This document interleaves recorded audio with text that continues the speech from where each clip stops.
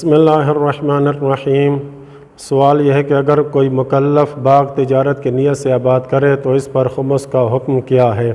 تو جواب میں آیت اللہ سیستانی فرماتے ہیں، اگر کوئی شخص باغ کو اس لیے تعمیر کرے کہ اس کی قیمت میں اضافے کے بعد اس کو فروخت کرے اور اس شخص کا مقصد خود اس باغ کی تجارت ہو، تو اس صورت میں ایسا باغ تجارت کا مال شمار ہوتا ہے، اور اس شخص کے لیے ضروری ہے کہ خمس والے ہر سال کے اختتام پر اس باغ کی قیمت میں ہونے والا اضافہ اور اس سے ہونے والی پیداوار کا خمس دے، اگرچہ اس کو فروخت نہ کیا ہو۔ دوسرا سوال یہ ہے کہ اگر کسی شخص کو کھیتی باڑی سے منافع کی صورت میں دانے حاصل ہوئے ہوں اور اس نے ان دانوں کا خمس ادا کیے بغیر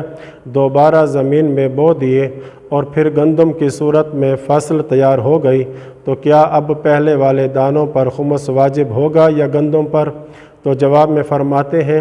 اگر ان دانوں پر سال نہیں گزرا تھا اور دوبارہ انہیں زمین میں بو دیا گیا تو خمس گندم پر ہوگا، دانوں پر نہیں۔ اسی طرح اگر دانوں پر سال گزر گیا ہو اور ان کا خمس نکالے بغیر زمین میں بو دیے جائیں اور وہ فصل بن جائیں تو بھی گندم کا ہی خمس دیا جائے گا۔ تیسرا سوال یہ ہے، اگر خمس کا سال آ جانے کے ساتھ فصل کا کچھ حصہ تیار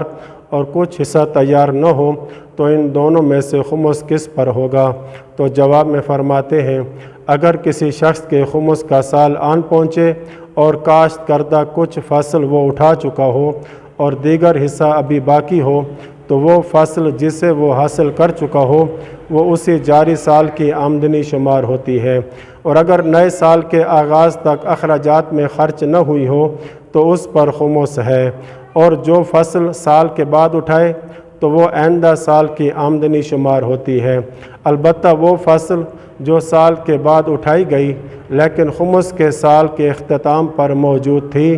اور مالی قیمت رکھتی تھی، اگرچہ فصل پکی ہوئی نہ ہو تب بھی اس کی موجودہ قیمت اسی سال کی آمدنی شمار ہوتی ہے اور اس پر خمس واجب ہوتا ہے۔ وصلی اللہ علی محمد و اہل بیتہ الطاہرین۔